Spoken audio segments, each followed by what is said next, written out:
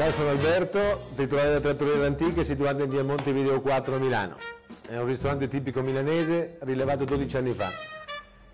Abbiamo cercato di mantenere la tradizione, mantenendo i piatti tipici milanesi, cercando di utilizzare tecniche di cottura moderne. La nostra prerogativa è di non avere il freezer.